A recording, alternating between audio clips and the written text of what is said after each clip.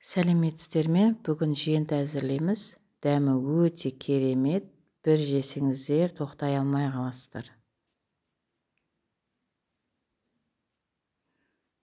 Бізге алдымен сөктің талқаны, құмшекер және сармай керек.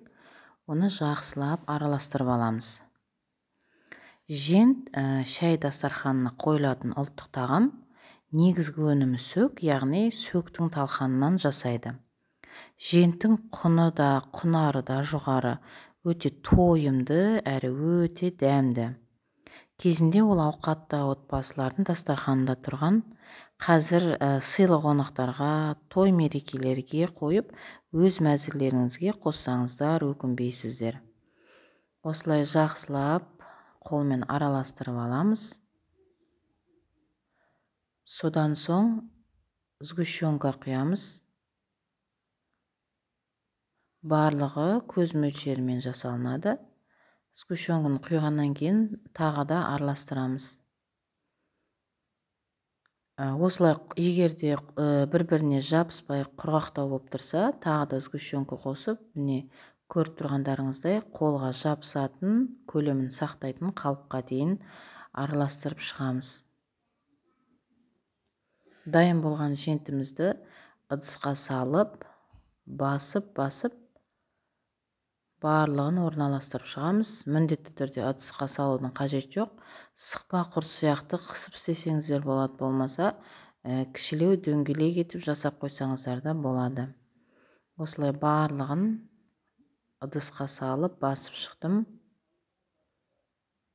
Мінекей бәрі дайын болды.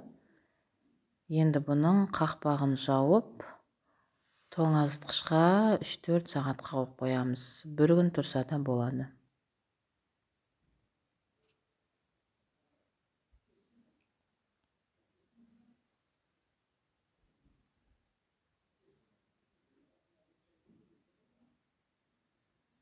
Мінекей менде 1 күн тұрды.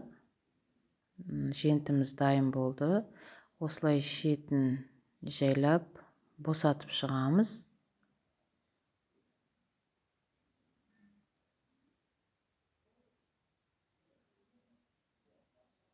Содан соң тарелкемізге аударамыз.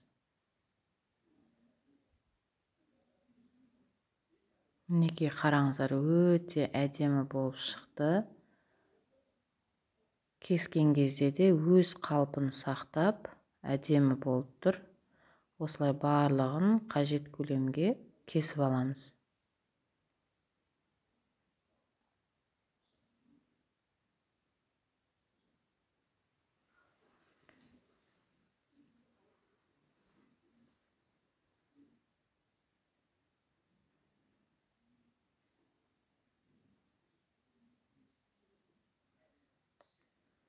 Мінекей кесіп болдық. Арнама тіркеліп, лайк басып, комментарий қалдырып кетіңіздер.